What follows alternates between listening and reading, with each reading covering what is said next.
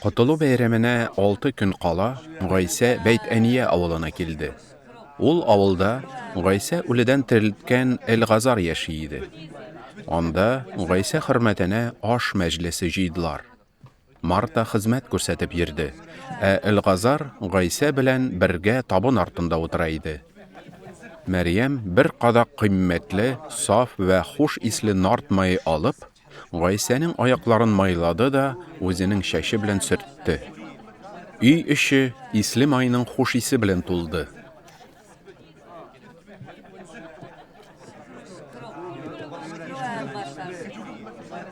Шунда Гайсәнең шәкертләреннән берсе, аңа хыянәт итәчәк Яһүдә Искариот, ни өчен бу хуш исле майны 300 динарга сатып, акчасын фәкыйрьләргә өләшеп бирмәскә иде, диде.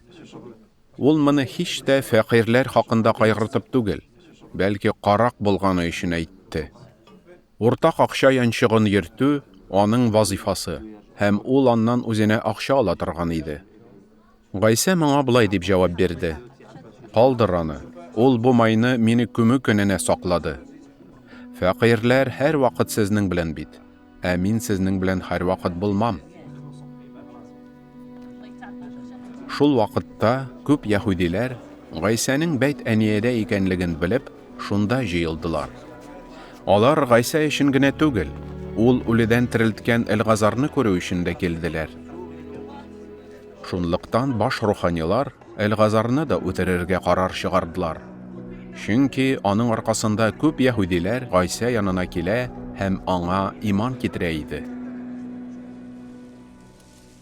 Икенче көнне бәйрәмгә килгән халык арасында Гайсә Иерусалимгә килә икән дигән хәбәр таралды.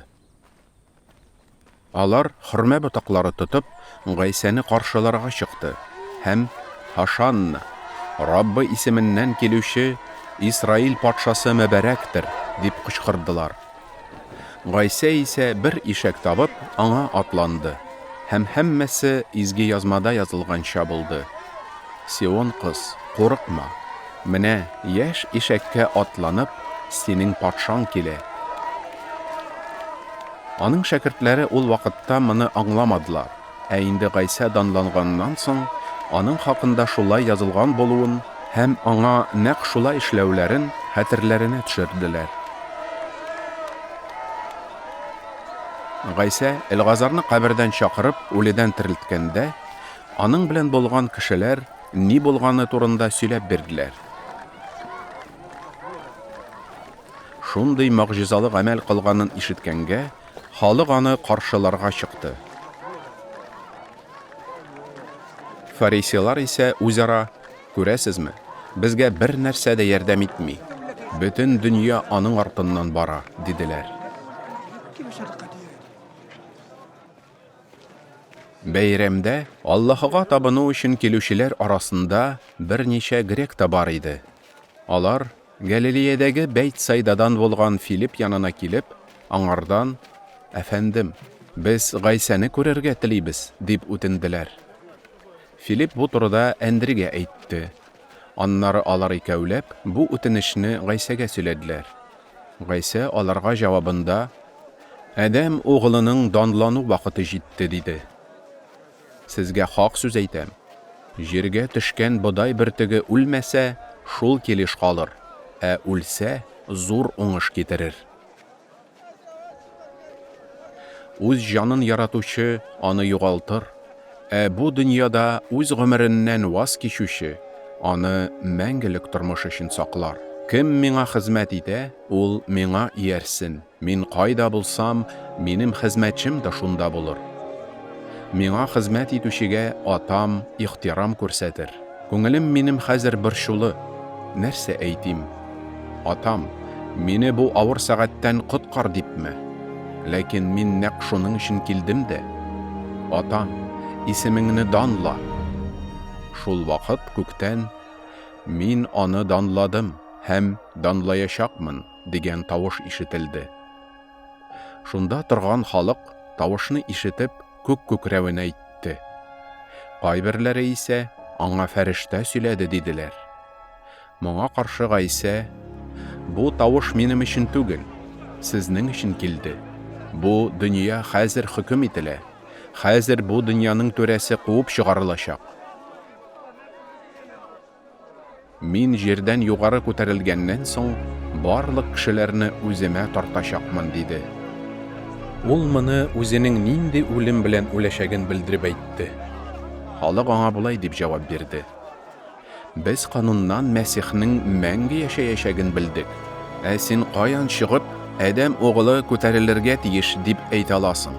Кем ул Адәм угылы? Шунда Гайса аларга: Яктылык сезнең белән бераз вакыт булыр әле. Үзегезне караңгылык басмасын өчен, яктылык бар чагында йөреп калыгыз. Караңгыда йөрүче кая барганын белми. Яктылык сезнең белән булганда, аңа ышаныгыз. Шул чакта сез яктылык балалары булырсыз, диде. Шушы сүзләрне әйткәннән соң Гайса китеп, халык күзеннән яшеренде. Гайса халык алдында шул кадәр күп магъҗизалы гамәлләр күрсәтсә дә, алар аңа иман китермәде.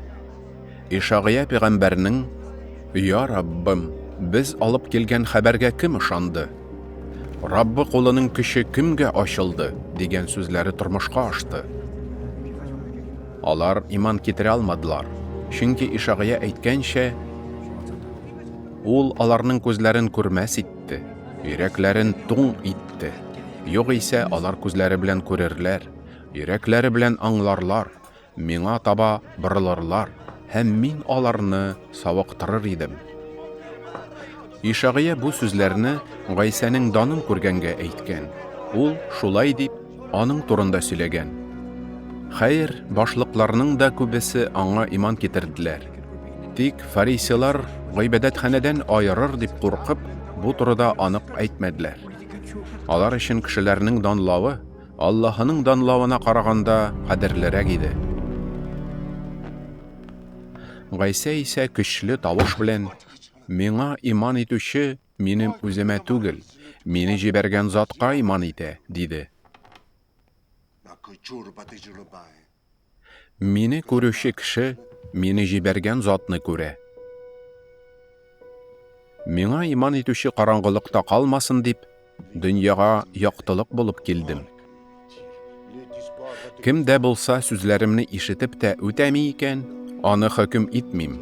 Чөнки мин дөньяны хөкем итү өчен түгел, коткару өчен килдем. Мине кире кагып, сүзләремне кабул итмәгән кешенең үз хөкем итүчесе бар. Аны әйткән сүзем кыямәт көнендә хөкем итәчәк.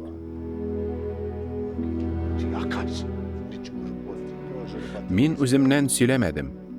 Нәрсә сөйләргә, нәрсә әйтергә кирәклеге хакында мине җибәргән ата әмер бирде. Мин беләм, аның әмере мәңгелек тормышка алып бара. Шуңа күрә нәрсә генә сөйләсәм дә, һәр сүзне атам кушканча сөйлим.